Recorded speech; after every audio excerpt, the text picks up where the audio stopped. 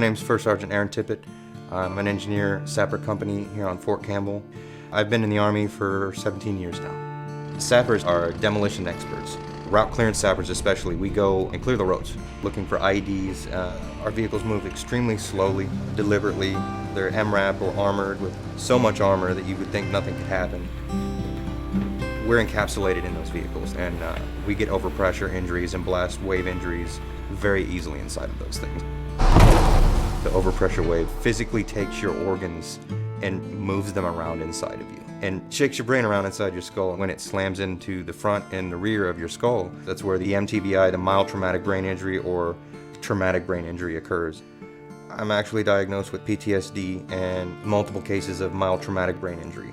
But I was brought up, drive on, don't let your soldiers see that anything's wrong. But I started to realize after a time that I wasn't the same guy. Speech issues, sleep issues, dizziness, equilibrium is messed up. You can be nauseous, constant headaches, blinding at times, emotions out of check and out of control, having more bad days than good days. Those started to set in more and more after each deployment and each injury. When I finally realized that I needed professional help, the switch for me was my family. My wife, my children. I realized that with everything going on in the world, soldiers coming home, I could be one of those statistics that, something very seriously wrong could happen. When I got here to Fort Campbell, they explained to me if I don't want to go to adult behavioral health at the hospital and everybody knows I'm going there, I could go see Respect Mill. Maybe they could help me. My name is Shannon Young. I'm a Respect Mill care facilitator here at Fort Campbell. When I first met with First Sergeant Tippett, I did meet some resistance. He told me that he didn't need any help. He was fine. He didn't need any medication. He just needed to get stuff done and keep going, but you can call me if you want to. So I persisted with him because I did see that there were some issues going on. And then later, he decided that maybe, yes, I do need some medicine. He started counseling. I did go and see Mrs. Young at Respect Mill, and since then, I talk to her every month. She calls me on my personal phone. We score some sheets on how I'm doing in life and make sure that the medication that I'm on, that they're still working for me. And if they're not, we can make adjustments. That one phone call, knowing someone is there on the other end, is so beneficial. Welcome, First Sergeant. Thanks, son. When I was in a bad place, I would just brood about the bad things, always see the negative, and I wouldn't turn to the things that were right in front of me. Whereas now, I'm excited to see my dogs come and meet me at the door, my 3-year-old come and meet me at the door, to figure out what's going on in my daughter's life and school, and just to be a parent.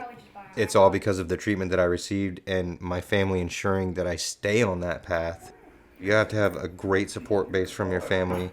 You have to include them in everything. You can't hide a thing from your wife or your children. It's very important to have that open communication between the husband and wife, to understand what they are going through, to look for signs if there is something, to research it. Maybe they are depressed, maybe there's something else going on that they just need to go get seen for.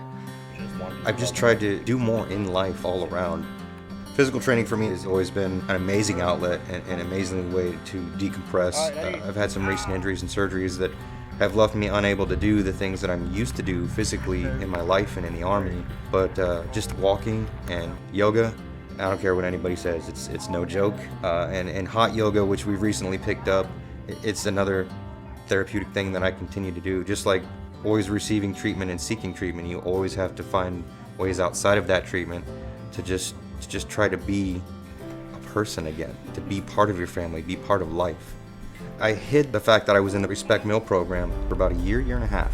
But when I was coming back from my deployment in 2011, they made me the chief air assault instructor for the Sobolewski Air Assault School of the 101st Airborne Division. It was a much needed break from deployment and from the line, and air assault school is where it came out in an interview that I was getting this treatment.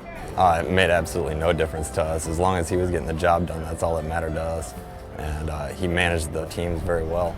I think it's great that he's become First Sergeant. Hearing his story, you can see that nothing should be able to set you back, that you should be able to accomplish anything that you want to accomplish. Get the help that you need, and don't let things hold you back.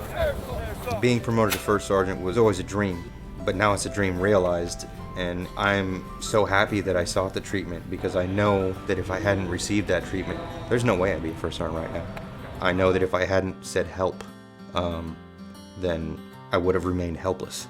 and I would not be a first sergeant. I would not have been able to be the air assault instructor. You're not able to do those things without getting back to some sense of normalcy with that help and with your family and friends.